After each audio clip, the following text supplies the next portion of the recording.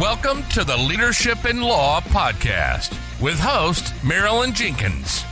Cut through the noise, get actionable insights and inspiring stories delivered straight to your ears. Your ultimate podcast for navigating the ever-changing world of law firm ownership.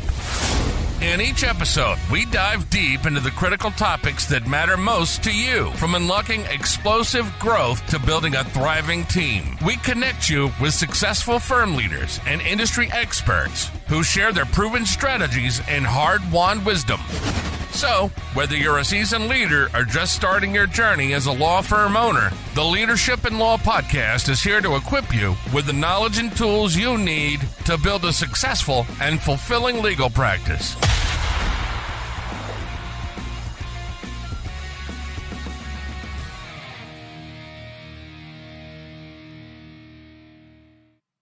Welcome to another episode of the Leadership in Law podcast. I'm your host, Marilyn Jenkins. Please join me in welcoming my guest, Scott Beebe, to the show today. Scott is a certified exit planning advisor, founder of Business on Purpose, and author of Let Your Business Burn, Stop Putting Out Fires, Discover Purpose, and Build a Business That Matters. Scott hosts the Business on Purpose podcast, sharing real stories of how he and the 10-person BOP team are working with business owners and their key leaders to build people, purpose, process, and profit, installing the Business on Purpose roadmap to liberate businesses from chaos and help them get their lives back. I'm excited to have you here, Scott. Welcome. Thanks, Marilyn. So grateful. Thank you. Absolutely. I'm excited to talk about your system. Can you tell me a little bit about how you got started? Yeah, happy to. I kind of tell this joke that way back, right after we got married, my wife and I was a telemarketer, a pastor, and a drug salesman. So it sounds like the start of a really good bar joke, but I've got a varied background in all of those things, believe it or not. And then in 2013, I was asked to lead a really, really small non-governmental organization working in Nigeria. We'd been working in country there for a long time. And I was asked to lead that little NGO. And so led it a couple of years, and it kind of had a board meltdown, and I wasn't a member of the board. I was just, obviously had to give response to them, but ended up that job just dissolved. It went away. And so started in this 2015, we started Business on Purpose, and started with really two clients, both contractors, and just started to help them build out their vision, their mission and values, which seems like surface level stuff, but we had a really integrative part that we had started to build in that. And then that expanded into the systems and the processes, and now what we call 4 pain points that every business owner deals with. And that's the purpose pain point, the profit pain point, the process pain point, and the people pain point. It doesn't matter who we talk to. It seems like every single person who owns a business, and especially law firm owners, deal with those 4 pain points all the time. I can absolutely imagine that. Absolutely. It makes a lot of sense. Processes, we obviously do a lot with SOPs and that sort of thing. So, it's all the processes are down, but yeah, the people is another issue. And one of the things that you had mentioned is how to attract people like a Division I college football powerhouse. I'm intrigued. How do we attract the right people and A players?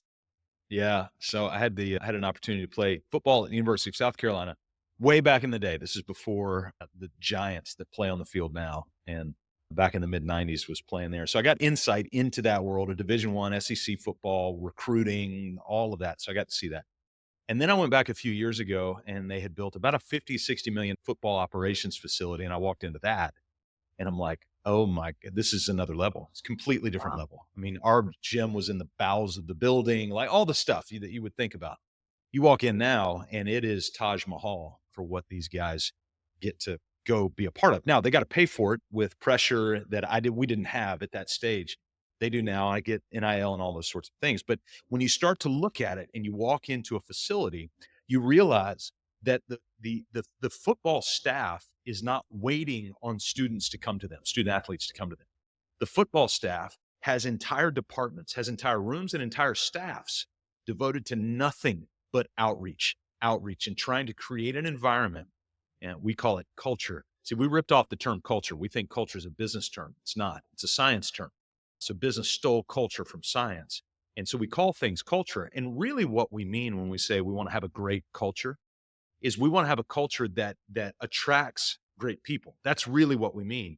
The Right. problem is is when we don't intentionalize our culture, then we just attract random people. And so building a recruiting program like a college football program, they've got a room devoted to it. They've got curriculum devoted to it. They've got messaging, time, schedule. All of these things are devoted to outreach and recruiting and finding the next people, rather than small firms just sit back and going, I guess we just need to put out another Indeed and see how it Yeah. goes. No. Preempt that. Start proactively going after that. We just hired 2 coaches in the last 2 weeks Okay. in our business. We're not a team of 12, by the way. I heard you say that 10. It's like, man, we need to update that. We're a team of 12 now. And we hired these 2 coaches. And I'm really happy to say, I'm not saying that we won't ever do this, go out to search firms or Indeed or things like that. But so far, with our full team of full-time W-2 coaches, these are not 1099s, these are full-time professional coaches, we have not put an ad out yet.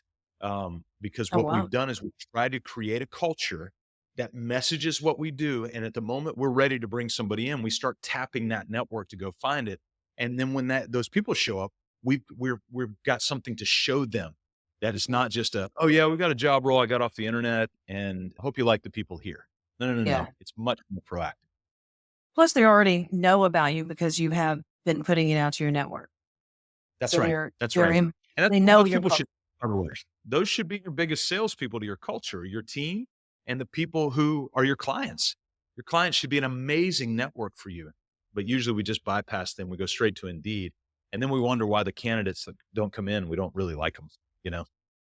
Yeah. Yeah. That makes a lot of sense. I like the idea of the going out to your network and making sure your network knows your culture. And Yes. that definitely makes a lot of sense. And clients as well. I mean, I think people get uncomfortable asking clients for referrals, much less maybe a referral to a new employee. Yeah. But it does Yeah. make sense. They know the inner workings of what you're doing and how you do business. And Marilyn, we need to start tapping in on human, kind of human nature and humans' natural desire to want to help. If somebody calls me and goes, "Hey, we're looking for a role. You know anybody?" I may not know anybody, but I'm really glad you asked. Like, thank you for trusting me to be in a position where I can be a helper. We all naturally want to be helpers to some extent, but we don't give each other the opportunity to do it. And so we need to start there with our internal network. Yeah, I agree. Because I think, you know, it's even part of the law of reciprocity. You're doing a good job for them or you're helping them in some aspect. They're going to want to help you. And like you Yeah. said, human nature. Absolutely. So thinking College football about, coaches are really tight with high school football coaches. They're not tight oh yeah, with Indeed.com or putting out services or whatever. They're tight with high school football coaches. That's who they know. And so that's the network they work. And they reach out mhm. to those networks to get those people. And the coaches yeah, then they know what kind of program that they're referring the kids into. That's right. That's right. Yeah, I had some experience with that in basketball. And yes, it's very tight network, and everybody knows everybody. So Yeah. it is a really good, interesting process. And thinking about people now, so we've talked about processes and getting people into the position. When we're looking at it, one of the struggles that I know that a lot of businesses have is Gen Z. And how do you navigate using, getting Gen Z into a company that helps to, excite them with, we're not talking quiet quitting, they're engaged and they're helping to build and want to become a leader of the business. Yeah. So I could go on for hours about this topic. You even brought up the term quiet quitting. I remember that. I remember all the sort of the pandemic era terms as it relates to employment. And here's what we started to realize is when we started to go back with all the clients that we work with and find out who were the people that were leaving during that time. And we couldn't make heads or tails of it. Why were you leaving? Like you needed a paycheck. Why? I don't understand why you were Yeah. leaving. Anybody that left an environment that was chaotic. Everybody else who stayed in an environment that was clear. And so if you put this sort of clear or clarity and chaos continuum together, you'll realize that it wasn't that people were just randomly walking away from their jobs. That's usually what we get from sort of the news is that, oh Right. my gosh, it's randomly happening. No. It's not randomly happening. Well, it's a broad brushstroke is what they want to paint Yes. for us instead of giving us the data. Yeah. And so here's the data. We looked back because we kept hearing this phrase. Nobody wants to work anymore. No, nobody wants to work anymore, especially the millennials and the Gen Zers and the alphas and all these people. They don't want to work anymore. And so we went back and we did some research and we found out that there were articles either in the headline or in the body of the article dating back to 1894 declaring that nobody wants to work anymore. And so Come to find out, this isn't a novel issue. This is simply life and humanity. And so here's sort of the bomb drop, and then I'll give you a couple examples of this. The bomb drop is this: is it that they don't want to work anymore, or they just don't want to work for you Yeah. because you're chaotic? They don't want to live in your chaos. They don't want to embrace your chaos because in the economy that we have now, in fact, the day we're talking, the economy is like roaring. If you just look at it by the numbers and the jobs that are available and all that. In the economy that we have now, people have opportunities for jobs. And I will make the argument, because I've got 3 of these that grew up in my house, that there are folks in their 20s who want to work. They really, really want to work. It's not that they don't want to work. So here's a couple anecdotal stories. Number one, my son, who is at the time of this recording a senior in college, he runs over the summer. He ran 400 to 500 miles over the summer, ran with his feet, his 2 feet. He is a collegiate runner. And so you want to tell me that he doesn't want to work? He doesn't want to put in the hours. He doesn't want to grind. I've got another son who's a sophomore at university. When he comes home to our house for breaks, he barely makes it in the front door to tell us hello before he's out in the garage with his coveralls on and his welding equipment, and he's welding things. He wants to work. He wants to get his hands dirty. He's not anathema to that. And then just this last week, we had dinner with a young couple that had just moved to our town, and they brought a friend. Friend sits down, we get to talking to him, and come to find out, I won't tell you his name, he works for the military, but he is a Chinook pilot, the twin rotary helicopters, huge ones, those massive ones that you see flying over. He flies one of those. And we got to talking about it, and I said, "Hey man, how old are you?" He said, "I'm 23. Yeah. "Oh, you're 23. How old is your co-pilot?" She's 25. I said, "How much does a Chinook cost?" He said, $50 million. I said, "So they got 2 guys in their mid-20s who are fully in charge of a $50 million piece of equipment that is hovering above the ground." He's like, "Yeah." Now, there's a whole nother story about checklists that are a powerful part of that story, but you want to tell me that guy didn't want to work? I Yeah. got I got 20-year-olds all around me who want to work. The reality is that they just don't want to work in chaos. And I hope this isn't offensive to people who own law firms, but I will be honest, in our work in the last 10 years, the biggest offenders of chaos are doctors, lawyers, and architects. I hate to say it. We ran a whole program just for architects. Why is that? I think there's 2 reasons. Number one is to no fault of your own as attorneys, you were never taught business in law school, ever. Mm. You might have had a cursory something or whatever. And if you weren't taught business there, you probably weren't taught it in undergrad, and you probably weren't taught it in high school. And so to no fault of your own, nobody's ever showed you how to run a business, because the business of law and the product of law are 2 totally different things. Mhm. I could take the business of a law firm and replace the product of law with the product of architecture and still sit it on the foundation of business, because business foundation is different from the product foundation. So those who want to work with not only Gen Z, millennials, alphas, whoever, but across the generational continuum, need to have a business of clarity versus a business of chaos. Okay, that makes complete sense. Yeah. Now, do you find that, so looking at the fact of chaos or clarity in law firms, maybe I see that you're equating attorneys or architects as well. Do you find that there's more clarity if they have like an office manager or general manager type position that that understands business? Yeah, the only way there's clarity is if you have people in the firm who are committed to taking all the processes that just float, right?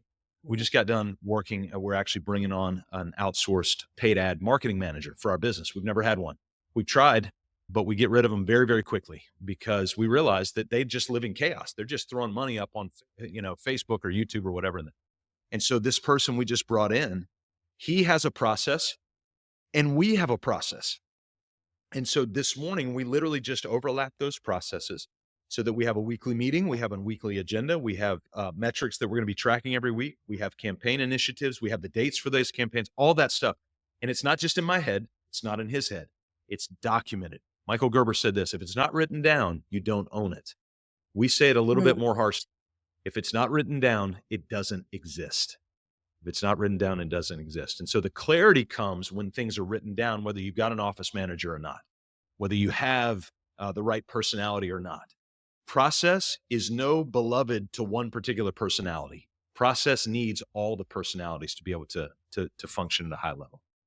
Right. And you're talking SOPs is what I would, in my business, I call Yeah, it. yeah. Is So that there's a variety of vernaculars, but yes, to what you're talking about SOPs, it's that the things are documented. Are they cataloged and are they proactively trained? There's a lot of people that we find that actually have documented process somewhere, but it's never used. It just sits there. And yeah. so what we've got to do is we got to take that and actually mobilize it. We do that through the weekly team meeting, by the way. So we've got a place for that process to exist. And then we have what was called the implementation roadmap. That's where we take all those processes and make sure every single week that they're trained. So just this morning, actually, at the time of this recording, I trained myself on how to build a process. Why? Well, it's because we have a video for that. And the video was on our implementation roadmap. And our director of coaching sent it out to all the coaches to go, hey, watch this on Monday. So we just trained our entire team today, actually on 3 different things. That was just one of them. We trained our entire team because we have the process documented, we have it on a calendar, and we have a weekly team meeting to show account for it. Okay, very good. One of the things that we do is as we are starting new things, new marketing outreaches or anything like that, we recently did a newsletter, a LinkedIn newsletter. We built an SOP as we built it, on the fly. So, but as a team, we built this SOP. So that's kind of the way we do new things. But Yes. again, talking about SOPs that aren't used, we have some that are outdated because maybe that particular outreach or whatever thing we don't do or have no need for anymore. But it's still a folder on Google Drive. Is it Yeah. necessary? Yeah. Yeah. The catalog that we have an entire team member who devotes a percentage of her time just to cataloging and cleaning up our Google Drive. But you brought up something that's really good. We got a phrase for it. It's called the systems mindset. And it's this: the next time you do a thing, whatever that is, if you're drafting a document, if you're talking to a group of realtors, if you're a real estate lawyer or whatever the next thing is you're about to do, document it, capture it like it's the last time you'll ever do it. Yeah. And then if anybody has any question on it, just hit rewind. That's all they got to do. So those 2 new coaches that we brought on, Mhm. I'm not spending any time with them last week or this week doing any onboarding for them. And within 30 days, they will be completely trained for 2 reasons. Number 1, we have a director of coaching who's doing it. And number 2, he's got a 6-week, 2 weeks pre-hire, 4 weeks post-hire. He's got a 6-week onboarding training script that is loaded with documents and videos of past training so that they can get the stuff that we don't have to sit there and give them. And then they're involved with our Monday coaches meeting, which will be this afternoon, so that they can get some of the more intuitive, dynamic things that come. And so we're doing both the objective and the subjective things, but it's all documented. We have a place of repetition and we have a calendar for predictability to know what's coming up. Excellent. Well, one of the things we years ago, probably 4 years ago or so, the thought was, we need processes. We need those SOPs in place, especially as we're growing. And like your new coaches, it's done. Why would you have to do it again for new people? Right. So Right. I found that loom.com is one of the best tools, or Yeah. even just Zoom and share your screen. But that was the Yeah. thing is like, it's not that difficult, but No. it's like typing everything out is ridiculous. Just video doing it. And that way Yeah. you can see it all. And It's so so easy. The next time you do billing, just hit Loom, and we use Loom all the time. yeah. There's also actually a new feature on Google Slides. I just found it this morning that you can actually create a slide deck and Mhm. hit the record button, and you can do a video right there on the slides, and it saves it right away. It's amazing. Really? And so, yeah, there's a ton of these tools out there. Most of them are very, very inexpensive. They're well worth paying for them. And so what you do is you take it, you loom it. I've already loomed probably 6 times today. Mondays are pretty heavy loom day for me because I'm getting stuff out. And that way Yeah. it avoids a lot of meetings and a variety of things and all that comes with that. But what it takes is the discipline to actually hit record. And if you don't have the Yes. discipline to hit record, then it doesn't matter. Well, and we've got that as part of our process is that when a customer asks a question, a client has a question on whatever, it's easier just to record a Loom and answer their question Yeah. than try to explain it all out. So yeah, love Yeah. Loom. It's a great tool. Excellent. Well, then now let's talk a little bit about business succession or a succession worthy business. How would you go about that? I mean, obviously a law firm can be a succession business. We Yeah. see, parents and children, and then it goes on and on. Yeah. No, law firms are actually very well positioned for succession, for transition, for exit, for a lot of different things based on what you can do. And I know sometimes that'll raise some hairs as to how that can happen. And I know some of the laws are changing right now around equity firms and that sort of thing in law firms. But here's the basics. When you think about your firm is an asset. If the entirety of the firm is locked away in your head, then there is not much sellable value or transitionable value to that asset, whether you're going to sell it outright or you're going to transition and succeed it down. In fact, I would beg you, if the process is not out of your head of how that firm runs, please don't burden your children with it. Just leave and let them go about on their way. Because what you're going to do is you're going to create a life for them that you were trying to run from in the first place. And so the reality of succession is this. I'm going to give you two 80% numbers from the Exit Planning Institute. They say this: 80% of a firm owner's net worth, their personal net worth, is locked away in the firm. It's like you got an equity value on that, but you can't go to the bank and draw it out, right? And so it's locked away in the firm. I want you to think about that. If I was your financial advisor and told you to take 80% of your available cash and put it into one stock, you would fire me. And yet that's where 80% of a firm owner's net worth is in their law firm. Okay, second 80% number is that 80% of the value of that firm. So if this iPhone represents a firm, 80% of the value of this phone is in the documented processes. Why? Is because if I buy your firm, I don't want to buy you. I don't want you here. I like you, but I don't want to buy you. I don't want you here. I want you gone. Right. Because this firm needs to be able to run without you and without me. Right. So the team that's here needs to be able to run that firm. And so here's what we do to build value in a firm. Because ultimately, if 80% of your net worth's in the firm, then we want to see the firm increase in value. And if you want to be able to transition that without burden and actually deliver that value downstream and continue to get paid, then we've got to build the value of that firm. So the first thing we do is we identify what the value is. And so you do a simple valuation or something. We always do EBITDA income valuations, but if you want a full scale asset, the whole thing, then you got to go to a valuation specialist. The second thing we do it is we actually, and lawyers will appreciate this, we protect the value that's already there. There are some things with copyright and patents and insurance and a variety of different scope of things that we can put in place to actually protect value to mitigate, errors and omissions insurance for a law firm. Like that's protecting the value of the firm to be able to do that. So you don't lose your shirt. Then what we do is we start to grow the value. We grow the value. How do we do that? It's by taking and looking at every nook and cranny across the four systems of every business: law firms, architecture firms, ice cream shops, business coaching firms, hotels. It doesn't matter. You have four systems in this order. Number one is marketing. That's your first system. It tells the world that we're here. Second is the sales system. That says, hey, let's become client and counselor at this point. Third is the operation systems or fulfillment. This is where actually we deliver the legal services at this point. And the fourth is the administrative function. It's where we do all of our billing and payables, receivables, insurance certificates, all those sorts of things that happen. And so those four systems allow us to create predictability. And we call them the RPMs of great leadership: repetition, predictability, and meaning. Repetition, predictability, and meaning. And so if we have those four systems, marketing, and here's how you do marketing here. Sales, here's how you do sales here. Well, Scott, is that like a script? Yes. It's exactly right. We want every attorney, we want every paralegal saying the same thing. Now, it's going to be nuanced to who they are. We're not creating robots here. So settle down.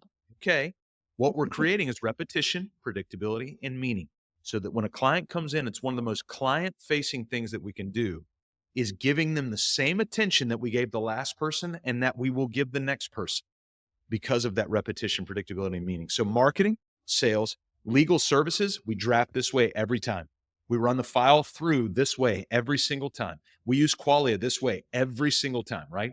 And then the administrative function. This is how we bill. These are our terms. This is the repetition. We do billing on Thursdays. We do payroll every other Tuesday. Here's how you do it. Just Loom video of how you do it, just like you said earlier. And so now you've got all that. So now look, once we've got all this out, we call it a master process roadmap. It's actually just on a spreadsheet. It's linked to all of these processes. Now, guess what? That's what you're selling.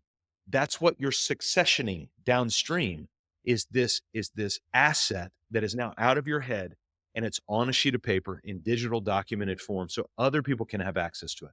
Because you got to ask the question, what happens to your firm if something happens to you? For most firm owners, the answer is it goes away. What a travesty. That's awful. You built Yeah. so much time building this thing of value for other people. Why wouldn't you want it to continue on so it builds value for a legacy or for your team? And I Yep. can't remember the laws around law firms around ESOPs and those sorts of things, but there are opportunities for other people to buy into a law firm. Why not create that value, not only for them, but for you long term? And so that's where succession planning comes in. Well, I think you could ask that question about almost any business. They just don't think it's like professional liability. There's a lot of small businesses, they don't even think about it, Yeah.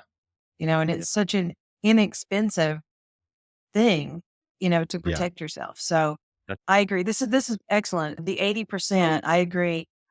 What I need to do is actually get my processes in a spreadsheet. I mean, we have a yeah. drive, but maybe it needs to be organized so it's easier to, because eventually if you want to exit, I don't want to be stuck around as a consultant, Yeah. the person who buys it's not going to want me sticking around. That's right. Yeah, we've got it's a spreadsheet, and all it is just it almost looks like an org chart, but it's in those 4 vertical columns. So if you want an easy next step, create a column for marketing, for sales, for legal services, and for admin. Write down every process that happens, just the title of them. You don't have to lay them all out yet. But under marketing, okay, website, paid ads, outreach to realtors, outreach to commercial people, whatever you do for outreach as a law firm. Okay, sales, new client onboarding, new client call script, new client checklist, new client, whatever. Okay, legal services. And then you break that into family law, real estate law, personal injury law, whatever. And then the elements that go underneath. If you can do a brain dump, I guarantee you could do that in 15 minutes. Do a brain dump of every process that actually exists. You don't have to detail the process out yet. And then that becomes your process. And we actually have a team member who she's the single point of contact. She looks at that master process roadmap 26 times a year, every other week. And she finds the gaps in there, brings it to our team meeting and go, hey, we need to update this process. Who's going to do it? And then one of us takes it, we go do it, we update it, we retrain on it, and we move. Nice. So everything is always up to date. Do you find that specific people own the SOPs? Like if So one's done, typically, that person is required to like make sure it's up to date in 90 days or always up to date. I mean, do you have a so process this for is that? where our training comes back in. So we have one single point of a contact who reviews the process roadmap, but Mhm. she doesn't know what every step's supposed to be because she's not in every step. So Right. what she looks at is she'll bring it up and go, hey, gang, this week, let's talk about the new client onboarding process. So we'll pull it up in our coaches meeting on a Monday afternoon, take a look at it. All the coaches will be like, no, that's still what we do. Okay, great. Put it back on there and it's done. And then we can move on to the next thing. Okay. Excellent. Okay. That sounds great. This has been fantastic. If anyone listening, what would be the one takeaway you would hope that people would get from this episode? I'll go back to Gerber, what he said. If it's not written down, it doesn't exist, or you don't own it. But translate it. If it's not written down, it doesn't exist. So as you go, you don't have to take a week off and go do all this in some hermit cabin in the mountains, right? That sounds delightful, by the way, for me. I'm an introvert. I would love that, but you don't have to do that. All you have to do is the next thing, literally, once you stop listening to this podcast, the next thing you're about to do, what is it? Are you going to draft? Are you going to make a phone call? What is it? Capture what you did like it's the last time you'll ever do it and get it up onto a little dashboard spreadsheet. That's all you got to do. Get it onto the spreadsheet. So that would be my parting thing is if it's not written down, it doesn't exist. And if it is written down, organize it so people can find what they're looking for. Organize it around those RPMs, repetition, predictability, and meaning. Excellent. Well, I've got a job to do. I got to organize mine. Yeah. Yeah. Scott, this has been enlightening. I thank you so much for being here. I'm sure my listeners are going to want to connect with you. Where would be the best place for them to connect with you and obviously to talk to you about your business and listen to your podcast? Yeah. Well, thank you. I would be delighted. So easiest thing to do is actually just go take some action. We've got an assessment that we built and it's free. And so all you have to do is go to mybusinessonpurpose.com/roadmap, mybusinessonpurpose.com/roadmap. And it'll take about 5 minutes. And what it'll do is it'll actually give you, answer the questions honestly, by the way, and it'll give you a metric evaluation of the systems health of your business. So all those processes, it'll tell you how good you're doing if you'll answer it correctly. And so, Okay. yeah, that'd be the easiest way. mybusinessonpurpose.com/roadmap.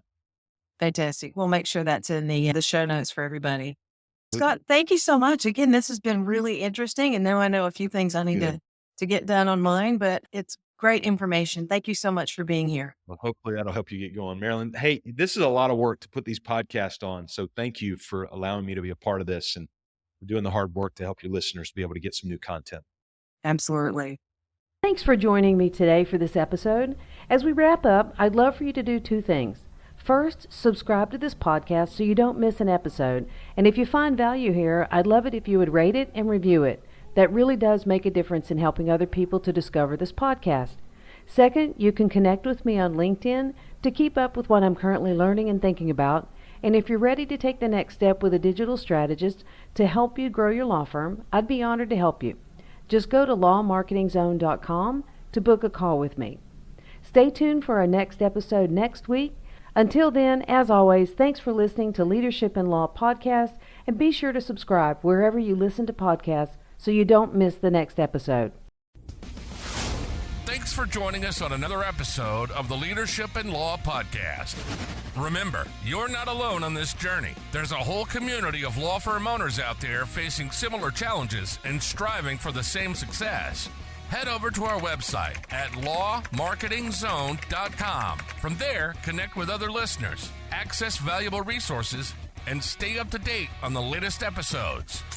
Don't forget to subscribe and leave us a review on your favorite podcast platform. Until next time, keep leading with vision and keep growing your firm.